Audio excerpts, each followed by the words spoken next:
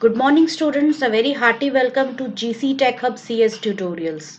In today's class we are going to discuss a few more types of network topologies. In the previous class we had already discussed the three main topologies: bus, star and ring. So today we are going to discuss tree, graph and mesh topology and a few more network devices. So let's move on to today's class. So you can see over here that this is what we are going to discuss today. In topologies, we are going to discuss tree, graph and mesh topology, and some more network devices we will be studying, that is modem, RJ45 connector, Ethernet card and repeater. So these are the few basics prerequisites for understanding how to solve case study questions and how to solve some network problems. So here we have tree topology. So firstly you can see that tree topology, it looks like a hierarchical architecture where nodes are connected in an upside down tree like.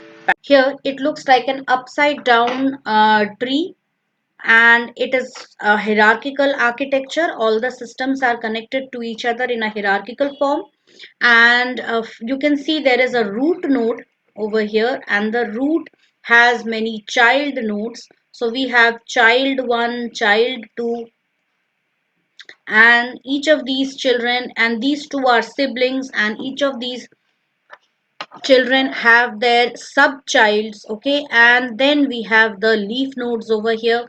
So this is known as tree topology, where all the systems are connected in a hierarchical fashion.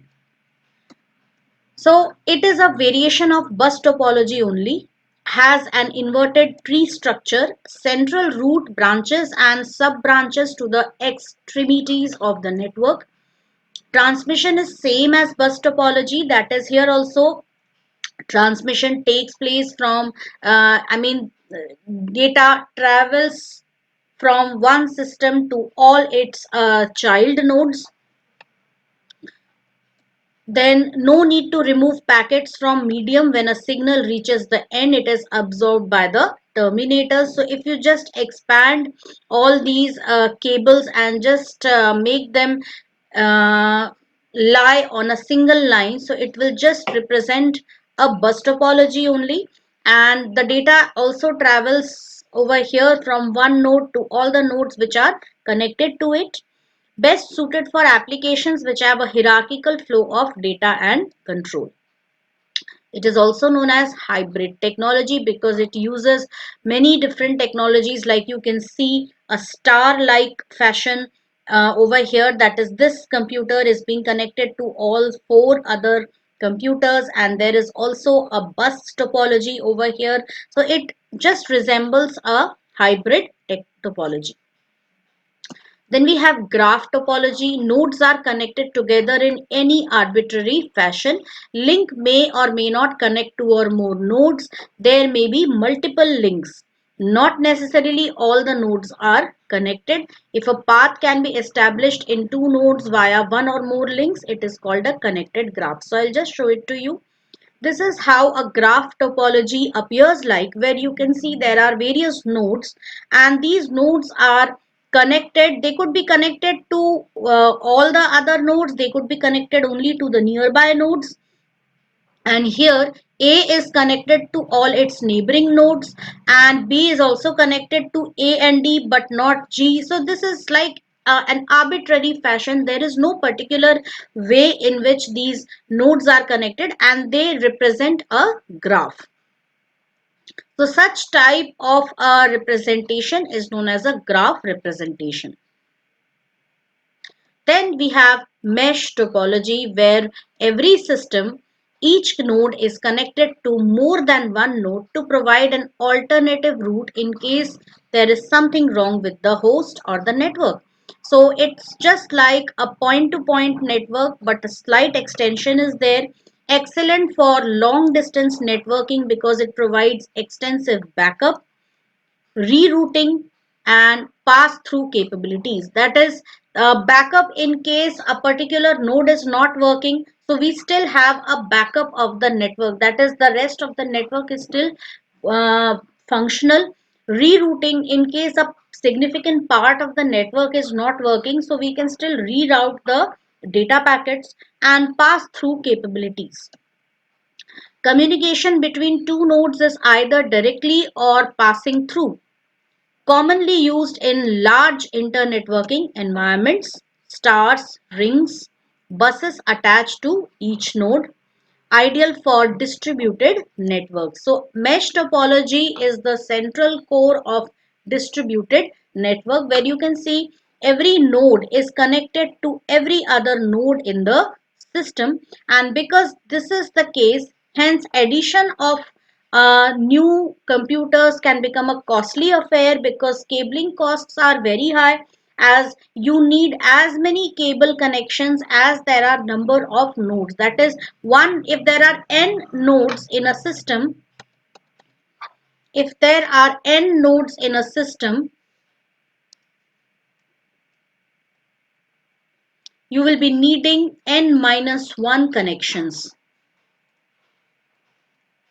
So that is a costly affair. If we have 100 nodes, then you'll be needing 99 connections for each of the 100 computers, which is a lot.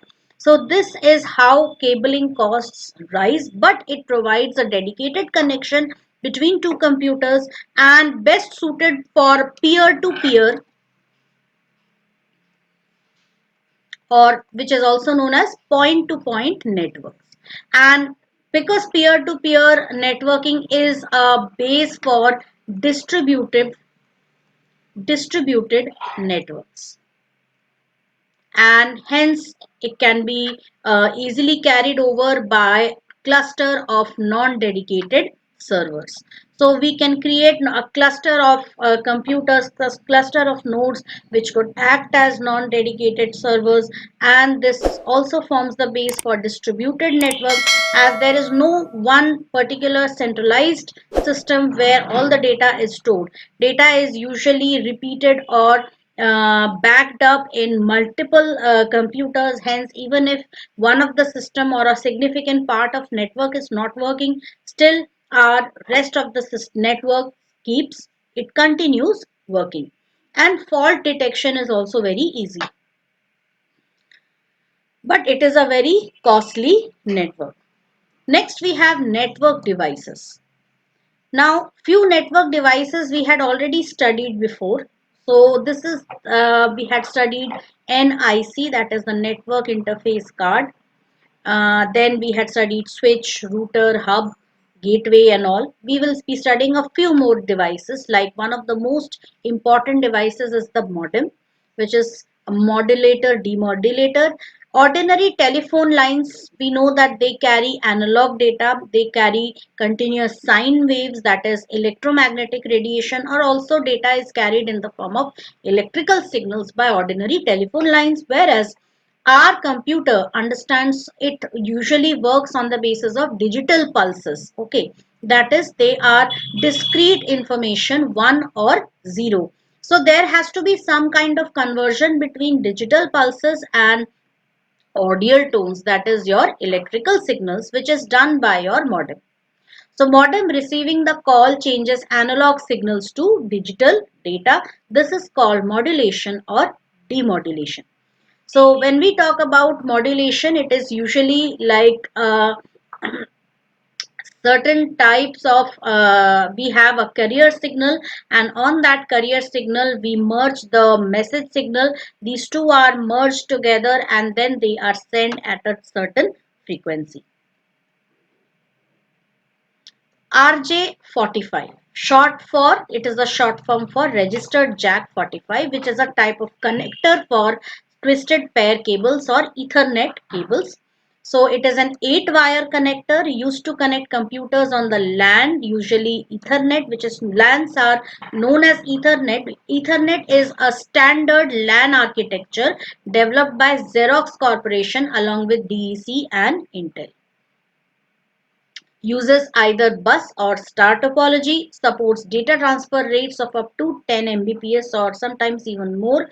RJ45 connector looks similar to standard telephone connector, that is RJ11, but it is wider than it. So you might have seen this type of a connector many times. So a larger one is basically used for Ethernet cables for connecting your modem, connection between your modem and the CPU, and a thinner, a smaller one is basically used for connecting your splitter, one end of the connecting splitter ends, or one end of the splitter goes into the modem. So that is there also we use RJ11, and one end of the splitter goes into the telephone instrument, that is also RJ11. So RJ45 jack is usually this jack which is at the back of network devices, and it is also known as RJ45 port. So this is the port where RJ45 connector is usually inserted into. Then we have Ethernet card, which we have already studied as NIC, that is LAN card. So LAN architecture developed by Xerox Corporation, again in association by DEC and Intel, uses bus or star topologies, supports data transfer rates of up to 10 Mbps, and computers part of Ethernet uses an Ethernet card. So it is actually the internal modem which converts digital pulses into electrical signals. Then the most important device, that is repeater. So what is a repeater? It amplifies signal being transmitted on the network. Usually repeater is a device which will generally uh, it will amplify or it will regenerate signals. If we have signals which are traveling over long distances, and by the time it reaches the repeater, it is like this. So what repeater is going to do is it will just regenerate the signal. Okay. So originally signal was like this. So the repeater and by the time it reaches the end of the line, it is distorted. So repeater usually regenerates signals. So amplifies signals being transmitted on the network. Now there is a similar device known as an amplifier, which also amplifies the signals, regenerates them, but it also amplifies noise. That is, all interference along with the signal will also be amplified. But repeater doesn't do that. It significantly filters the noise and only regenerates the signal, actual signal. So it is a better device, intelligent device as compared to amplifier. So it's used in long network lines which exceed the maximum rated distance for a single run. Like for example, for Ethernet cables, some 150 to 180 meters is the limit. So after, that means till this, within this range, it will form one segment, and you can attach devices to it without having to worry about, without installing any kind of amplifier or repeater in between. But if you want to extend this network, then in that case you will have to attach a repeater in between, which will regenerate the signals which are moving to the other segment of the network. So it is usually such kind of a device, as you can see over here.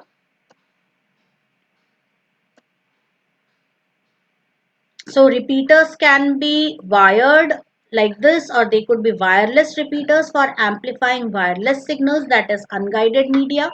So this is how a repeater is connected. So you can see thicknet coax and thinnet coax, which are two different standards for coaxial cables. So this repeater is connecting these two small networks, these two segments of the same network, and this is for regenerating the signals from this segment coming to this segment. So students, here we have, in today's class we have seen these few devices. Now from the next class I am going to start with actual LAN design case study questions. So those case study questions, you have to imagine that you are a network consultant and some firm has approached you for getting their network design done by you, so you will be suggesting certain things related to that.